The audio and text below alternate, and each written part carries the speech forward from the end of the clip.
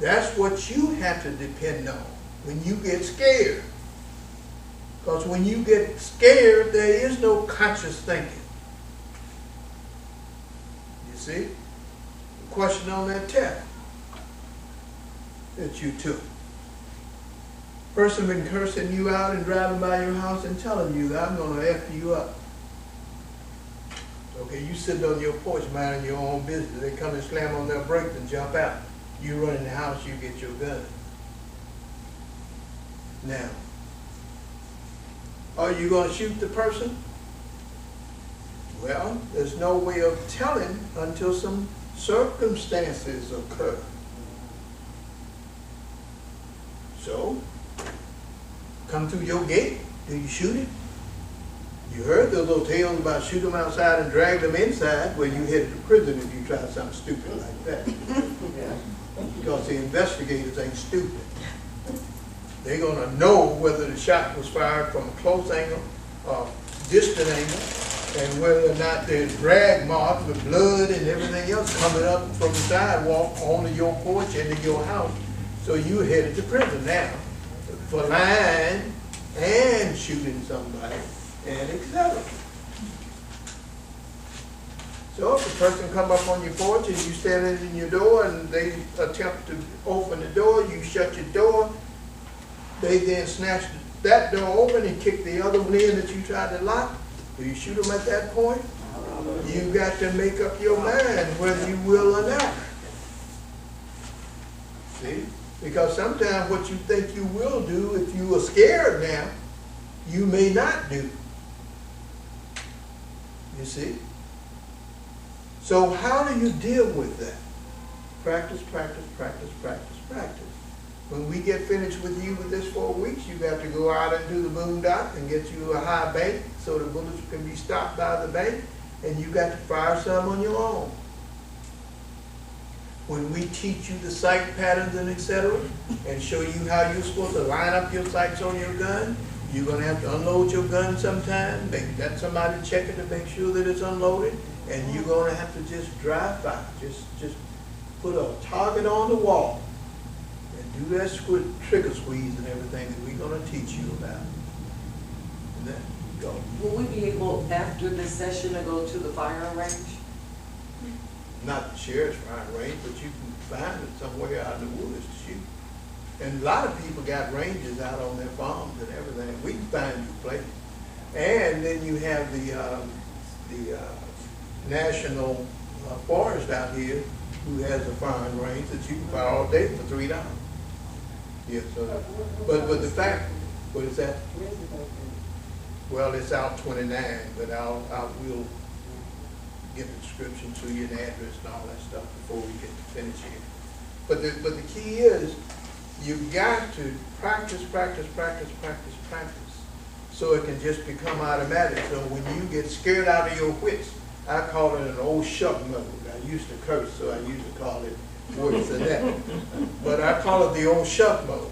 When you go into the old shuck mode, now it's up to your subconscious to take care of it. And so whatever you have intrinsically ingrained in your psyche is what's going to happen. If you told yourself, I'm going to forever run if somebody come to my house, the first thing you're going to do when you get scared is jump and run. You see? But then, if you tell yourself, it's going to come a time in my life that I may not get a chance to run, and I may have to stand my ground, well then it's either you or somebody else. And when it comes to that critical point of me or somebody else, then you're a fool if you let it be to somebody else. Because God charges you, I believe, with taking care of yourself. You see.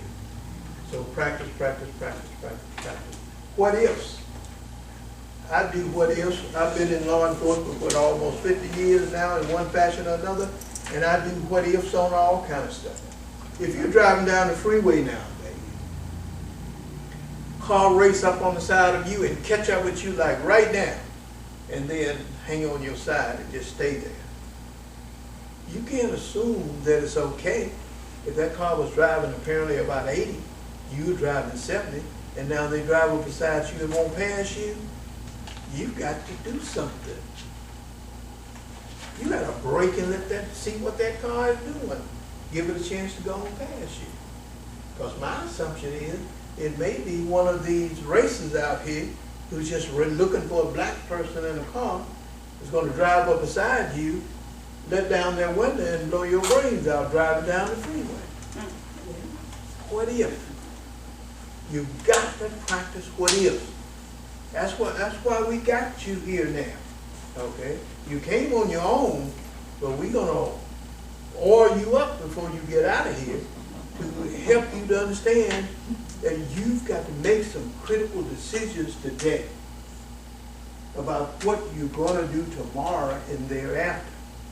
If nothing ever happens, fine. But if stuff happens, what are you going to do? You gotta know. You just gotta know that. Conscious versus the subconscious mind. And fear. Go ahead. When you were talking and you said you gotta know what you gotta do and somebody's at your door, do you shoot to kill them or do you shoot to stop them? You don't ever shoot anybody for nothing but to kill them if you're gonna shoot them. And that's an excellent question. Why don't you shoot them in the leg? Yeah. Yeah, well, because number one, you may miss the leg and then you're gonna probably get beaten to death or shot with your own gun. Some people, you could take that 357 or that 38 over there or a 9mm and shoot them dead in the chest and stomach. And they still won't fall down. They'll still come and grab you. So sure, if you ever have to shoot somebody, you are shooting them to stop them. And the only way to stop them is right here, right up in here, and right here. That's the only place. That question that she asked is something that I've always had, and then most of y'all know there are law enforcement officers, so we see things like that on the news. I'm like, well, why did they shoot him in the leg or shoot him in the arm? He said, no, in our training, we were taught to stop the threat. You stop the threat. And that's where you got to take them out. Because I'm like, why do they have to unload the gun? He said, in our training again, we're taught to stop the threat. You got to stop the threat.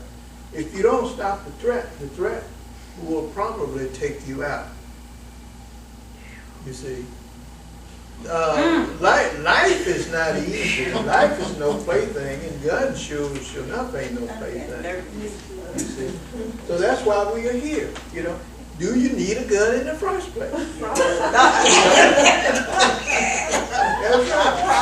Do you want a gun for somebody to take from you and beat you to death with it? You see? Or do you want to be safe in your own environment, in your own home and car, and know that if it comes to it, you versus them, that you are able to take care of you? We have to know that this is serious business. Okay? I'm not trying to scare you. I just don't want you to get scared. Wrong time. And I want you to do what ifs as you go along. Now, I'm a lady. Nobody's going to bother me. Well, Miss Maydars Williams was robbed in the churchyard. Okay? In the daytime. So what if she had said,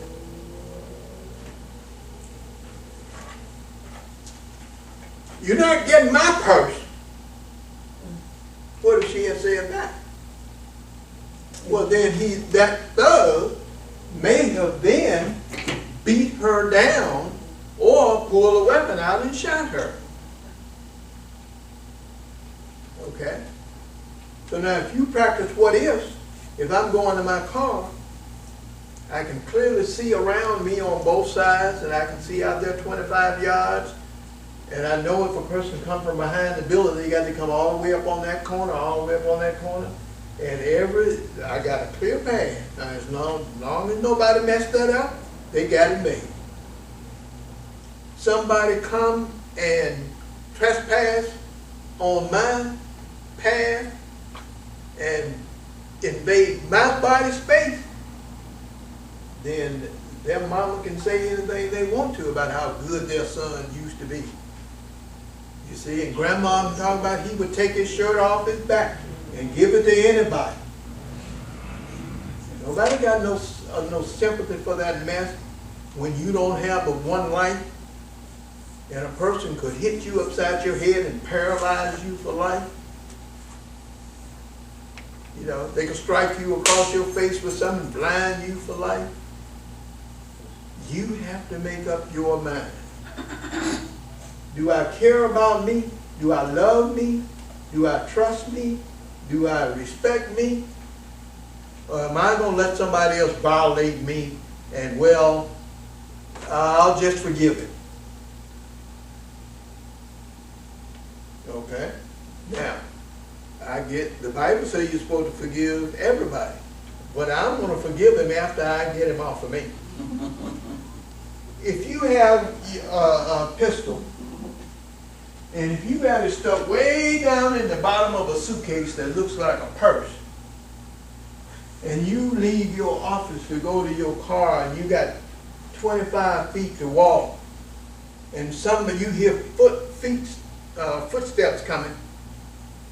Now, you can't go down in that suitcase called a purse and ram around all that stuff that you got in there to come up with no weapon to protect yourself.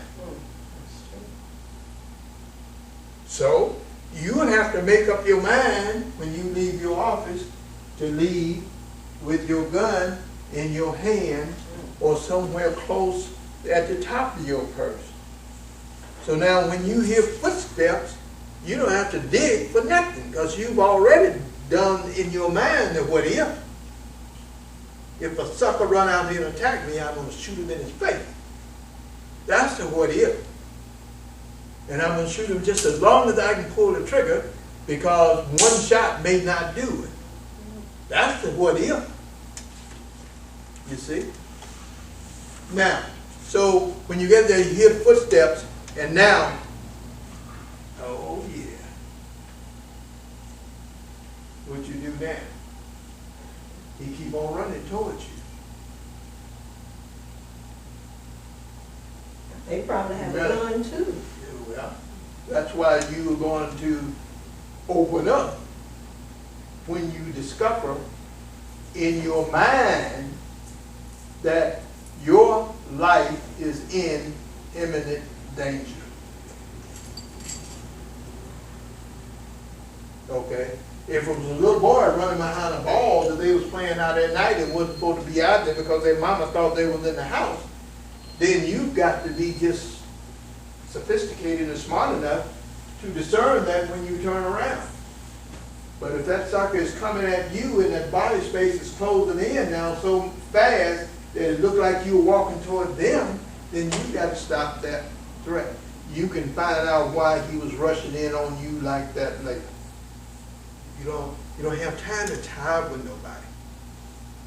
You just don't have time to tie up with nobody. If these strong, drug-infested guys out here in the street grab a hold of you, your feet not going to probably hit the ground no more before your body hit the ground. So that's the only reason you would have a gun. But then if you're going to have it and are too scared to use it, or you're too indecisive to use it, you need to make up your mind on that in the next 4 weeks that Officer Ferguson and I are working with your head to make up your mind. Well, I thank you guys. It sure was a nice little 4 sessions, but I'm going on back over here now, and I'm going to keep rocking. I don't want no gun. That's fine with us. We don't care. Do you? Do you care? I don't care. But you have to make up your minds. Okay? And the biggest thing that a woman can do when a thug jump out on her and he think he's got an easy thing is to oil him up. Cause it will go all around the community. You can bet, hey man, don't mess with that old lady. Now that revolver you're gonna find will be a lot easier for ladies, and especially ladies don't have strong fingers. Yeah. That's a Smith & Wesson Model 35. That's a 45 long Colt. That's not your little 38s and stuff. That's the old cowboy caliber bullet that goes in that. Yeah, that's a 38, the little smaller one. Yeah. Close the chamber up, you guys, so you can get a real feel for a pistol. There, young people. So that 38, has very short handle. Yes, it's Even small. though I'm a woman, that looks like it's too little For you? for me. Yeah, that's why you can, they make different frame sizes, large, small, medium, micro, those kind of things. So yeah, it makes a difference. That's when the thing about familiarization, figuring out which gun would fit you is what you're looking for. So when you go to buy a gun, you get to, I guess, Handle all of them and. Yeah, if you find a gun store that rents guns, that's even better because you can rent a gun and then go shoot it. If you like it, not, you don't, you fine. If you like it, fine. If you don't, then you just go ahead and look for another gun that might fit you that you might want to shoot. That's a hit. That's what. See, like this here, this lock goes in like this. I'm gonna lock it so I can pass this around. But this lock, so you can't, you're just gonna need it. Now that's just one you put, you don't put bullets in, you put something. Yeah, you got a magazine to put it in. Yeah, you got a magazine to put it in. I'm gonna close the slide, but everybody knows that it's, You say it's a 44, 45 long Colt. And the magazine that you use. Yeah. But it's at 350. Yeah, it's a full-size 45 long. Pull it back. Pull it well. Because I don't know. I know what she's talking about, but I don't know where it is. This is a semi-automatic. You have to push that down, which is the safety, and then you have to grip that down. Hold it, hold it, hold it. You gotta hold it up high. There, look here, ladies and gentlemen. There should be no space between the back of that gun and the top of the back of that hammer, then got me, I can't remember the name of it right quick. Yeah, but there's no space between that and your hand. Because like the picture, you see all that space, the gun's gonna do this, it's gonna rock, and you won't be able to hit the thing. So no, not that, it's the first sheet we had, not this sheet. No, she was looking for the sight pattern. Yeah. But there's no space in between your pump, the web of your hand and the hammer safety. I mean the hammer shroud. Okay. All right. That's the kind of gun I have, but Small. I can't. Wrap the slide. You finished up. I am. You was holding it like a tray. You know what I'm Probably about 11, probably about 10. I mean, does it have a clip? Oh no, that's a 8 shot, 8 plus 1. So 9 rounds. Yes, that's magazine. The Yes. sight line on here, it's easy to see. Yes, but we'll teach in the second classroom session that you can't hold guns that close to your face because you tear your nose off. You have to have the gun, your arm But I extended know I out. need to go get my glasses. You got to have your glasses. You got to have your glasses. Lord Jesus. So you got to get up there in the middle of the night, the glasses in the gun. You gotta and then you got to sleep. Unlock the box. Now you got to sleep with your glasses on. He said, can't see. He told me to take it away from my face and I need to have it out like this. Yes, yeah.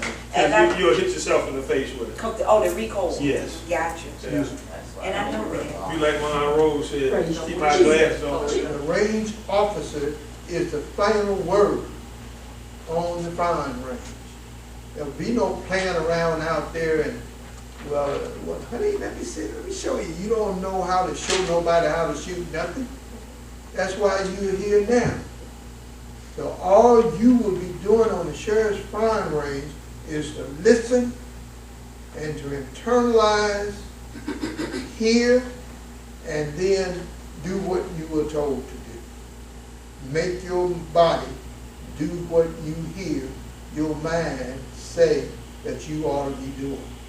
Now, it's absolutely imperative that you understand that. You can't shoot nobody for walking up and calling you a bunch of bad names. Why did you shoot that lady? Well, I shot that woman because she's always getting in my face. No, you can't do that. You will go to jail. You see, you can't do that. I don't care how mad you get. If you get mad with somebody, you better go somewhere and cool off. You know, kick a tie, cuss, do something. But when you learn how, when you get a permit, and then when you carry your gun, you can't just get up and shoot anybody who get in your face and want to challenge you.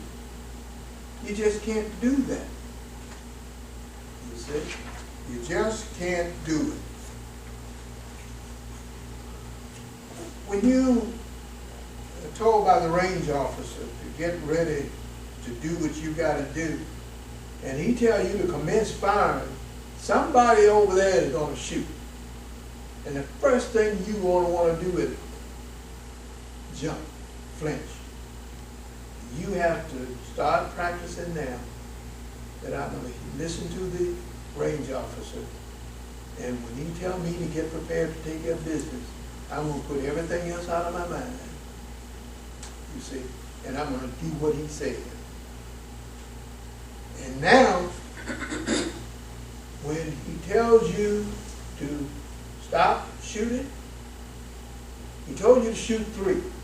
But if you shot 1, he told you to stop. Well, then you stop. Now, well, why you tell me to shoot 3 if you don't want me to shoot? None of that mess. And but one range officer is going to be on that range, and he's standing right over there behind you. And that's going to be the word, that's going to be the law, that's going to be the rule. You see. And no exception. No exception. Range officer tell you to stand up on the line, and you don't turn around and talk to somebody and got your gun and turn back around this way where other people are. Once you get under his command, that gun is pointed down at those targets on the range. That's the way it stays. Now, if you have to move, suppose you have to go to the bathroom all of a sudden. Well, you don't just take off and go to the bathroom. You raise your hand. He'll ask you, yes, I have to go to the bathroom. Okay, cool. He'll tell you to holster your weapon or whatever he wants you to do with your weapon, and you go. Okay? Or if you got a question, you don't turn around to find the range officer to talk to him because he was over there, because you point your gun at somebody else. What I'm talking to you about now is discipline, safety and discipline, safety and discipline, safety and discipline. If you can't do that, don't come back out here. Going home instead. You see, if you can be safe, if you can be disciplined, once we bring guns into play, well then we want you to complete this situation. No exception for the process. Now, anybody have any questions before I start this video? Yes, sir. We're on the back of the form. Here it says, bring our firearms on July the 2nd. Is that a typo? Yeah, if it's July 2nd. It's the third day of our practice. The 22nd. Well, it should be the 22nd. Right. And if you don't have a personal firearm, you just come anyway. Right, because we'll have weapons for you. But if you have one, can you bring your own or what? On the 22nd. Right. And that's when the range officer can inspect it for you, make sure that it's good and operational, and give you advice about it. We will have more weapons that day where other people can feel out other people's weapons, you know, and see what's best for them. And I think after we finish this, we probably, for those people who don't have weapons, or those people who want to change their weapons, because you can trade in guns on the other guns. If you guys have a gun that's not suitable for you, you can trade it in on other guns at most gun stores. So that's what we'll probably want to just go to a gun store together and shop help you shop for what's best for you. Okay. Excuse me, do we, with our personal guns, should we bring, real bullets or planes? No, we'll have the ammunition. Do you have, what kind of gun do you have? Oh, I have that little 22, but I haven't never fired it or anything. Okay, well, we'll, But I don't don't plan worry. to use it. I want something a little more powerful. Right, well, bring it anyhow though, so it can be inspected Okay. by the range officer. And then, if you wanna fire it just to feel it, we'll have some 22 ammunition. Well, I do have a box, but I've never Okay. used it. But the thing is, since I want to sell it, should I not, think in terms of firing? No, it doesn't make any difference. It's not gonna make any Oh, difference? no, Uh-huh. Guns are fired thousands of times and still sold and traded or whatever. Uh-huh. Well, I like the spirit of your guys. They showed up and seemingly they're showing out. Oh yeah. A lot of them can shoot, most of them can shoot very well. And we're out here with Unity again. We're out here with Tuskegee University. They also out here shooting with us. And Mr. Motley here is doing the qualifying. And he's doing it himself. But you gotta be able to shoot to be part of it. All right, then. Appreciate you keeping up with the rules and regulations. All right, we're gonna do what's right. We're gonna definitely do what's right for this community.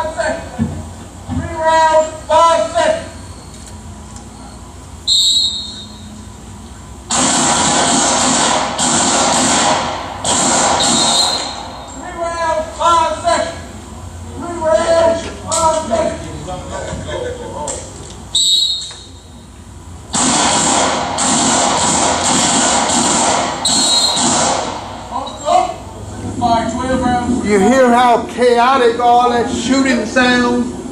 But that comes in very handy for police officers in shootouts.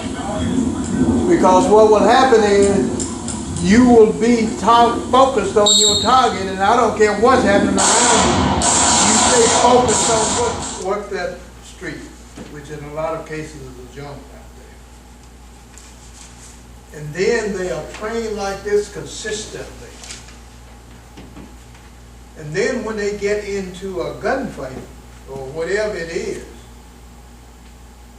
then the courts have drawn a solid conclusion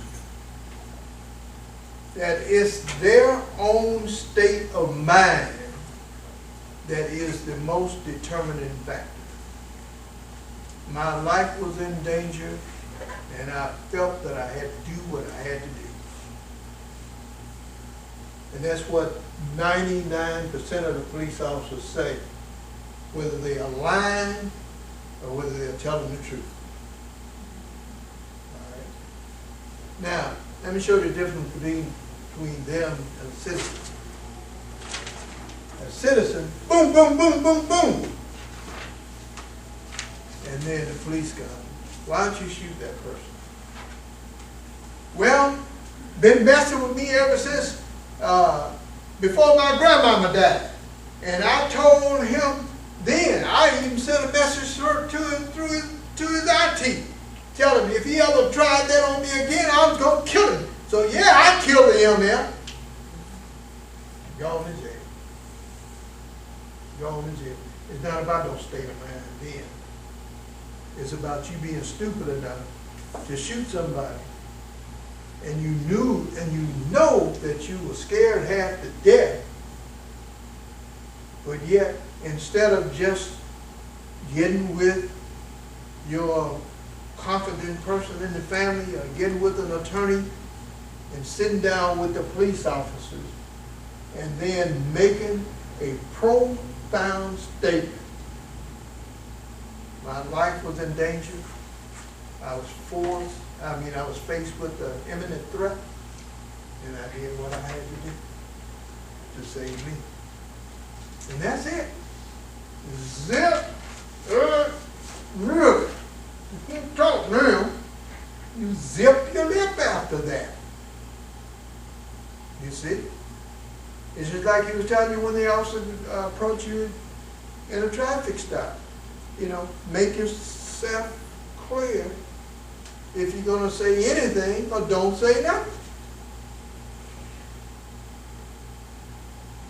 You see? And if you ever have to take defensive action, you say what it is that you mean what it is you say, and once you get it said, that's it. You don't say nothing else until your attorney arrives or whatever. Now that's the most important thing that you can remember here about what was said to you tonight. If you ever have to, you have your permits, you know, if by conclusion, you have some orientation, you develop a sense of self-protection, you have a perception of getting fear under control, you understand you don't have to be no supermans or superwomen, you just have to know that when fear come on, whatever you have intrinsically ingrained in that subconscious, that's what's going to come out. Fight or flight. Fight or flight. If you decide to fight, you got to fight for keeps.